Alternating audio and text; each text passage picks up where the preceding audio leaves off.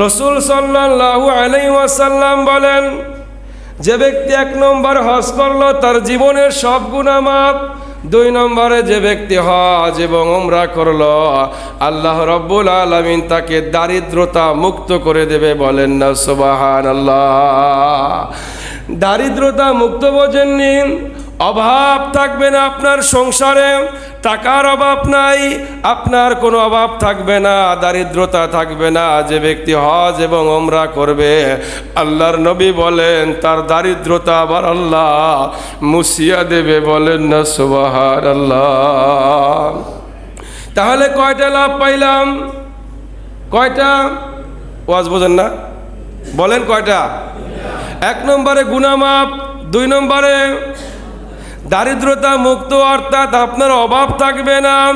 3 নম্বরে রাসূল সাল্লাল্লাহু আলাইহি ওয়াসাল্লাম বলেন আল্লাহ তাকে জান্নাতবাসী বানিয়ে দেবে। বলেন না সুবহানাল্লাহ। তাহলে হজ এবং উমরা করলে 1 নম্বরে আপনারা কি পাবেন? আল্লাহ গুনাহ মাফ করে দেবে। 2 নম্বরে দারিদ্রতা মোচন করে দেবে। 3 নম্বরে আল্লাহ তাআলা আমাদেরকে জান্নাতবাসী করে দেবে। বলেন না সুবহানাল্লাহ।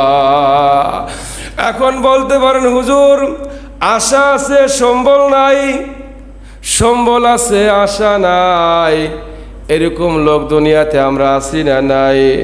আমরা যারা মসজিদে আছি আমাদের অনেকের আশা আছে কিন্তু আমাদের সম্বল নাই। মনে ব্যথা আছে, আছে না নাই? অন্তরের ভিতরে ব্যথা আছে। আল্লাহ, তোমার কাবাকে যদি একবার চোখে দেখতে পারতাম, তোমার কাবার পাশে যে যদি লাব্বাইক আল্লাহুম্মা লাব্বাইক বলতে পারতাম, তোমার কাবার হযরতে আসওয়াতের পাথরটা যদি একবার চুম্বন করতে পারতাম, তোমার কাবার গিলাফটা যদি একবার ধরতে পারতাম, তোমার রাসূলের রওজায় যে যেন একবার সালাম দিতে পারতাম, আসসালাতু ওয়াসসালামু আলাইকা ইয়া রাসূলুল্লাহ, আসসালাতু ওয়াসসালামু আলাইকা ইয়া হাবিবাল্লাহ। আয় আল্লাহ, এরকম আশা আমাদের আছে নাই? অনেক মানুষের এরকম আশা আছে কিন্তু সম্বল নাই, যাওয়ার ক্ষমতা আমাদের অনেকেরই নাই কিন্তু বুক ভরা আশা আছে। এমন লোক আমরা আছি, রাতের তাহাজ্জুদে আমরা কান্দি, আল্লাহ তোমার রওজা দেখার তৌফিক দিয়ে দাও, তোমার বাইতুল্লাহকে দেখার তৌফিক দিয়ে দাও, তোমার কাবা ঘরের পাশে জিয়া সালাম করার তৌফিক দিয়ে দাও, তালবিয়া পাঠ করার তৌফিক দিয়ে দাও। মা হাজরা আলাইহিস সালাতু ওয়াস সালাম যেই জায়গায় পানি পানি করতে করতে ইসমাইলকে শোয়ায় রাখিয়া 7টা চক্কর মেরেছে, আল্লাহ ওই জায়গাটা দেখার তৌফিক দিয়ে দাও। ও আমার ভাইরা, আমার বাজানেরা, এইরকম লোক আমরা অনেকেই আছি যারা কান্দি রাতের অন্ধকারে বুক ভরা ব্যথা নিয়ে। এই সমস্ত আমাদের মতো মানুষের আশা আছে কিন্তু সম্বল আমার আল্লাহ দেয় নাই। আল্লাহর নবী বলে, যে ব্যক্তি দুরূদ পড়বে প্রত্যেক দিন 500 বার, কতবার? 500 বার দুরূদ পড়বে সাল্লাল্লাহু আলাইহি ওয়াসাল্লাম, সাল্লাল্লাহু আলাইহি ওয়াসাল্লাম। এই দুরূদটা 500 বার পড়বে। আল্লাহর নবী বলে, আমি নবী, সে আমার রওজায় আসতে পারে নাই কিন্তু আমি নবী, তাকে ঘুমের ঘরে স্বপ্নের ভিতরে আমি মুহাম্মাদুর রাসূলুল্লাহ আমার সেই বান্দার সাথে, আমার সেই উম্মতের সাথে আমি নবী সাক্ষাৎ করব। বলেন না সুবহানাল্লাহ।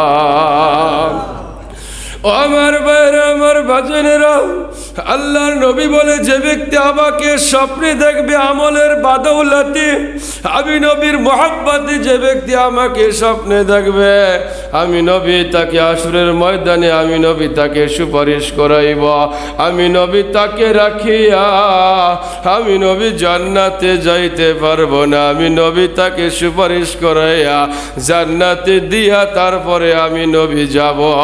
বলেন না সুবহানাল্লাহ।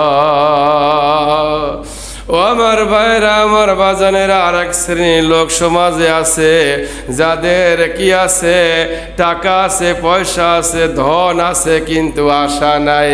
আছে না নাই? যদি আশা থাকতো তাহলে তারা যাইতে পারতাম, ঠিক না বেঠিক?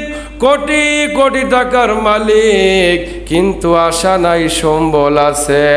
অনেকে আমার আল্লাহ কাবা ঘর দেখায় না, অনেকে আমার নবীর রওজাকে দেখায় না। যাদের তাকদিরে লেখা আছে, গত জুমায় বলছিলাম, যাদের তাকদিরে লেখা আছে তাদেরকে আমার আল্লাহ বাইতুল্লাহ দেখার তৌফিক দিয়ে দেয়। বলেন না সুবহানাল্লাহ।